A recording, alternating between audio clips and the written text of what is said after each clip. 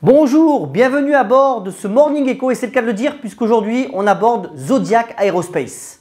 Fleuron du secteur aéronautique français, Zodiac s'est toujours concentré sur l'innovation et fait figure de pionnier depuis sa création par Maurice Allais en 1896. Au début du siècle, le fondateur met au point des ballons dirigeables et autres aéroplanes.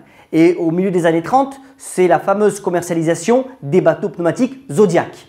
C'est alors une fabuleuse expansion internationale qui est toutefois freinée par le choc pétrolier de 1973 et progressivement un recentrage vers l'aéronautique. 2007 marque un vrai tournant avec la vente de la division pneumatique et le recentrage vers le tout aéronautique, si bien qu'aujourd'hui, Zodiac Aerospace, c'est son nouveau nom, est le leader mondial des systèmes et équipements aéronautiques pour les avions commerciaux, les jets, les hélicoptères et l'industrie spatiale. Regardons sur cette photo tout ce que fournit et commercialise Zodiac pour un avion par exemple. Cela passe par le cœur électrique de l'avion, les systèmes de sécurité à bord, les cockpits, mais aussi bien sûr les sièges et tout le système de sécurité à bord. Aujourd'hui, Zodiac Aerospace réalise plus de 3,9 milliards d'euros de chiffre d'affaires et c'est un groupe qui est mondial avec, regardez ici, les différents sites de production et de commercialisation. Essentiellement, il est vrai en Europe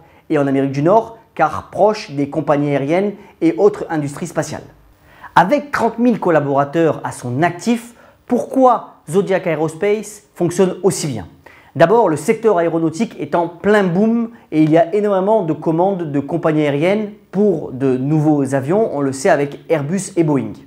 De plus, c'est un groupe qui est très tourné vers l'innovation et qui a de nombreux accords avec des compagnies comme Airbus par exemple. En outre, le personnel est vraiment concerné par la réussite du groupe avec des valeurs communes comme l'humilité, le réalisme, la volonté de bien faire et l'esprit d'initiative, tout ça sous la houlette d'un professionnel du secteur, Olivier Zarouati. De plus, Zodiac sait mener des acquisitions ciblées à bon escient, il en fait en général 2 ou 3 par an et tente sur des marchés de niche de devenir rapidement le leader. Enfin, depuis les tentatives d'OPA en 2010 de la part du motoriste Safran, aujourd'hui l'actionnariat est beaucoup plus stabilisé, ce qui permet à Zodiac de voir à moyen terme. Les perspectives. Zodiac d'abord c'est une valeur essentiellement dollar, c'est-à-dire qu'une grande partie de son chiffre d'affaires est réalisée sur cette devise. Ensuite, le groupe doit toujours innover avec donc cette envie d'aller chercher des marchés très spécifiques via par exemple des acquisitions. Il vient d'acheter Greenpoint Technology aux États-Unis afin de pouvoir devenir le leader dans les cabines pour les avions de luxe. En outre, Zodiac Aerospace doit savoir anticiper les besoins de ses principaux clients, en particulier les compagnies aériennes, en proposant des solutions clés en main tout en se conformant au mieux aux normes de sécurité de plus en plus drastiques dans ce secteur. D'un point de vue boursier, regardez sur ce graphe, l'action Zodiac a eu une performance assez exceptionnelle depuis 10 ans. D'ailleurs, pour accéder à plus d'actionnaires, le nombre d'actions a été divisé par 5 et les analystes restent encore très confiants sur la valeur puisqu'en ce moment elle se traite autour de 23 € et que l'objectif de cours est plutôt de 28 € à horizon 12 mois. C'est vraiment une belle valeur à suivre sur le marché parisien.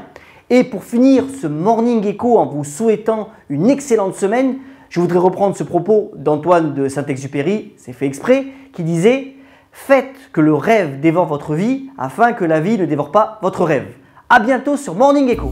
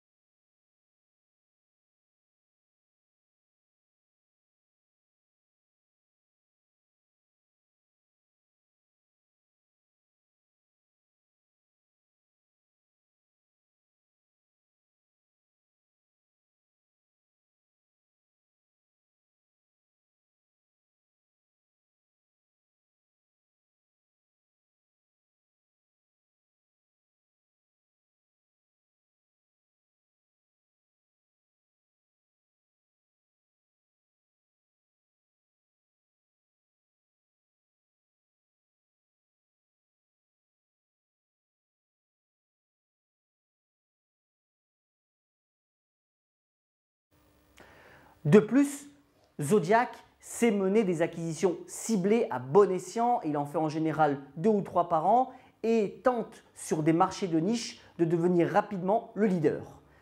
Enfin, tant pis on la coupera aussi, tant pis pour moi, dommage.